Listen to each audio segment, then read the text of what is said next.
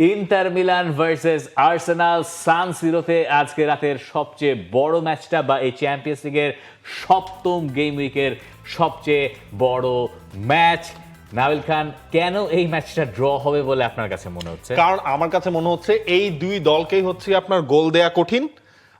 ওই গোল রেশিওটাও যদি আপনি খেয়াল করেন, আর্সেনাল এই সিজনে চ্যাম্পিয়ন্স লিগে 6 ম্যাচের মধ্যে কেবলমাত্র একটা গোল তারা কনসিড করেছে। সেই গোলটাও তারা কাদের সাথে কনসিড করেছে? বায়ার্ন মিউনিখের সাথে, যাদের এই 6 ম্যাচে সবচেয়ে বেশি গোল দেওয়ার ট্যালি আসলে রয়েছে। 17টা না 19টা এরকম মনে হয়, সবচেয়ে বেশি হচ্ছে তাদের সেই জায়গায় রয়েছে।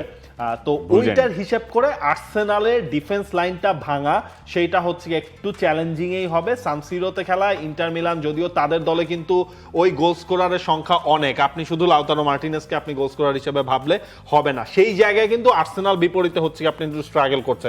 আপনি চিন্তা করে দেখেন হচ্ছে লিগের পার্টিকুলার ম্যাচ যদি আমরা চিন্তা করি, সেখানে হচ্ছে আপনার কোনো ফুটবলার কিন্তু হচ্ছে কন্টিনিউয়াসলি গোলের মধ্যে নাই আর্সেনালে। হ্যাঁ, আপনি ভিক্টোরিয়া ক্যারেজ থেকে বুকায়ো সাকা, এজে, মাদুয়েকে, মানে কন্টিনিউ ধরুন টানা 2টা ম্যাচ গোল করেছে, টানা 3টা ম্যাচ গোল করেছে, এরকম কিন্তু পাবেন না। তবে আমি আসলে খানিকটা আনলাকি মনে করি, বা উনি হতে পারেন ভাইটাল ফ্যাক্টর, সেটা হচ্ছে গ্যাব্রিয়েল মার্টিনেলি। তিনি হচ্ছে যখন আর্সেনালের হয়ে নামেন চ্যাম্পিয়ন্স লিগে, এইবারও তার 5টা গোল রয়েছে। মানে সুপার সাব আসলে তিনি হয়ে যেতে পারেন আজকের ম্যাচটাতে। হতে পারে, মানে এই ম্যাচটা দেখার তো আরেকটা চশমা আমাদের কাছে আছে, সেটা হচ্ছে ইংল্যান্ডের লিগ লিডার, ইতালির লিগ লিডার। দুইটা টিমই একটা হেলদি লিড নিয়ে, যদিও এসি মিলানের সঙ্গে ইন্টার মিলানের গ্যাপ খুব একটা বেশি না, কিন্তু হেলদি লিডটা আসলে আর্সেনালের আছে। এইটার একটা সমীকরণ হিসেবে আমরা এই ম্যাচটাকে ধরতে পারি। কিন্তু এই ম্যাচটা ইন্টার মিলানের ভাগ্য অনেকটুকু নির্ভর করছে আমার কাছে মনে হয় লাউতারো মার্টিনেজের ওপরে। ক্রিশ্চিয়ান কিভুকে জিজ্ঞাসা করা হয়েছিল ম্যাচের আগে যে আর্সেনাল তো খুব বেশি গোল হজম করে না, তখন তিনি মনে করিয়ে দিচ্ছেন আমার দল কিন্তু আবার ভালোই গোল করে।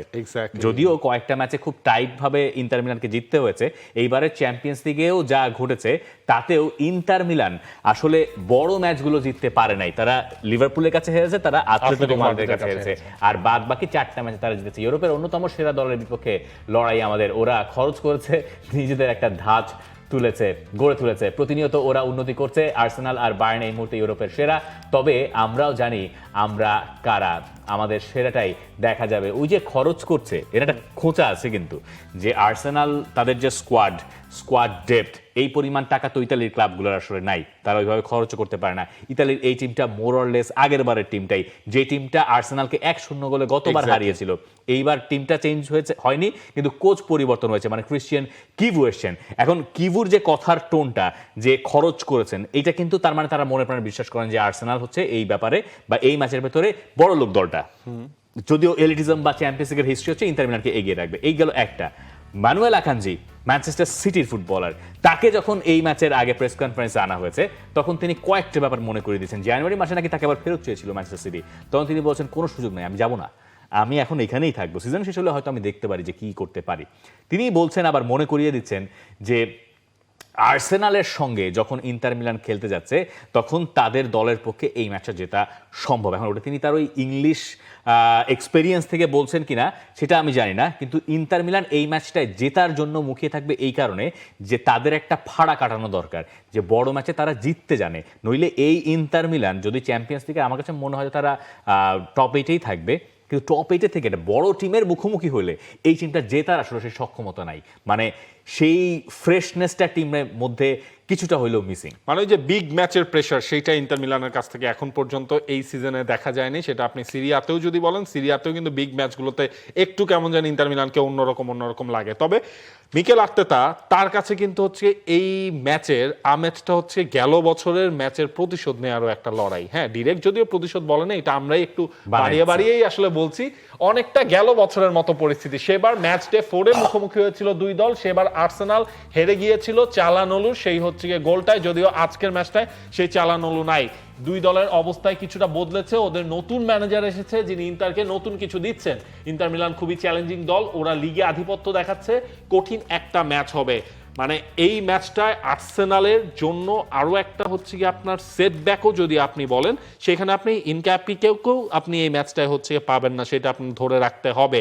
হ্যাঁ, আপনার হচ্ছে বাকি জায়গাগুলো নিয়ে আপনার চিন্তা নাই, কিন্তু দিন শেষে আপনার মুখোমুখি হতে হচ্ছে আমার কাছে মনে হয় আর্সেনালের দিক থেকে অ্যাটাকিং সাইডে যারা একটু পারফর্মার বেশি এমন একটা দলের এগেইনস্টে। তবে আজকে একটা ইন্টার মিলানের মিডফিল্ড যদি ওয়ার্কআউট না করে, মানে মার্কাস তুরাম চানোর মিসিংটা কিন্তু হচ্ছে একটা বড় মিসিং থাকবে। ধরেন মানে লাউতারো এবং হচ্ছে মার্কাস তুরাম, এদের কাছে বলটা মানে সাপ্লাইটা তো দিতে হবে বারেল্লার, মানে বারেল্লা যদি লাইন ব্রেকিং রানগুলো না নিতে পারেন, জিলেন্সকি যদি একটু অ্যাটাকিং সাইডে গিয়ে কন্ট্রিবিউট না করেন, তাহলে এই দলটার পক্ষে জেতাটা একটু কঠিন।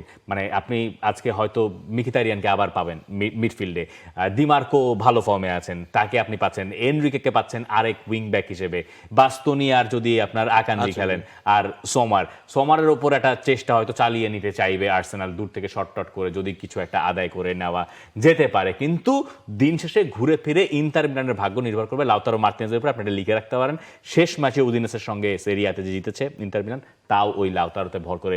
কিন্তু লাউতারো আর তার ক্লাব একে অন্যের পরিপূরক। লাউতারো মার্টিনেজেরও এইবার কোনো বড় টিমের এগেনস্টে গোলই নাই। চ্যাম্পিয়ন্স লিগেও ওই লিভারপুল বলেন, আতলেতিকো বা সেরিয়ার ম্যাচগুলো, এই ফাড়াটা তাদেরকে ঘোচাতে হবে। ঘোচাতে হইলে ওই তাকেই আসলে পারফর্মটা করতে হবে আমার মনে হয়। এই ম্যাচ নিয়েও আপনারা জানিয়ে রাখতে পারেন আমাদের প্রেডিকশন। আমাদের হিসাব নিকাশ আসলে ম্যাচটা ড্র হবে, দেখা যাক পরের দিন এসে আমরা হয়তো বা সেটা ওই প্রেডিকশনেরও একটা আপডেট আমরা পাবো, কার কতটা পয়েন্ট টেবিলে সবার উপরে জানি কে? পয়েন্ট টেবিলে সবার উপরে আমি আর শরীফুল হক, আপনি আর শরীফুল হক হচ্ছে 220 নিয়ে যৌথভাবে দ্বিতীয় অবস্থানে রয়েছে।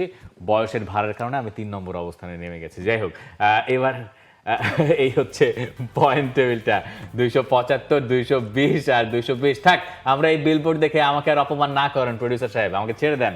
আমি এটা দেখতে খুব একটা পছন্দ করছি না, এই প্রেডিকশন আমার মোটেই পক্ষে যাচ্ছে না। For more updates, subscribe to our YouTube channel and click on the bell icon. Follow us on Facebook and Instagram. Download T-Sports app to enjoy exciting games and highlights. Visit tsports.com.